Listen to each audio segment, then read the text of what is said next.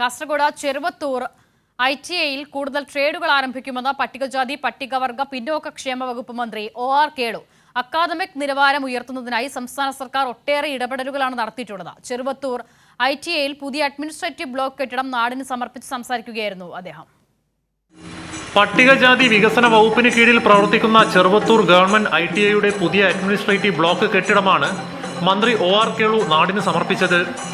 Class റൂമുകളും computer ലാബും ലൈബ്രറിയും ഉൾപ്പെടുന്ന കെട്ടിടമാണ് അഡ്മിനിസ്ട്രേറ്റീവ് ബ്ലോക്കിന്റെ ഭാഗമായുള്ളത്. നിലവിൽ ഒരു ട്രേഡ് മാത്രമാണ് കാസർഗോഡ് ചെറുവത്തൂർ ITIയിൽ ഉള്ളത്. സംസ്ഥാന സർക്കാരിന്റെ പുതിയ നൈപുണ്യ വികസന പദ്ധതിയായ വിജ്ഞാന കേരളത്തിന്റെ ഭാഗമായി ITIയിൽ കൂടുതൽ ട്രേഡുകൾ ആരംഭിക്കുമെന്നും മന്ത്രി ഉറപ്പു നൽകി. വരും കാലങ്ങളിൽ നൈപുണ്യ വികസനം പ്രധാനമാണ്. അതിനാലാണ് വിജ്ഞാന കേരളം പദ്ധതിയുമായി സംസ്ഥാന സർക്കാർ മുന്നോട്ടു പോകുന്നത്.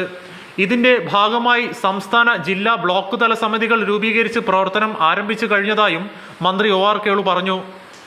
അതുകൊണ്ട് നമ്മൾ ഉദ്ദേശിക്കുന്നത് ഇങ്ങനെയുള്ള ITകളിലെല്ലാം ഈ തരത്തിലുള്ള ചെറുതും വലുതുമായിട്ടുള്ള തൊഴിലധിഷ്ഠിത കോഴ്സുകൾ നമ്മൾ ആരംഭിക്കാൻ വേണ്ടി പോകുന്നു. അതിന് തുടക്കം കുറിച്ച് കഴിഞ്ഞു.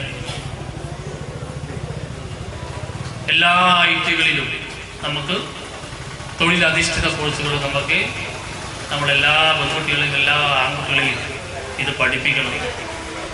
ചടങ്ങിൽ M രാജഗോപാലൻ MLA അധ്യക്ഷത വഹിച്ചു.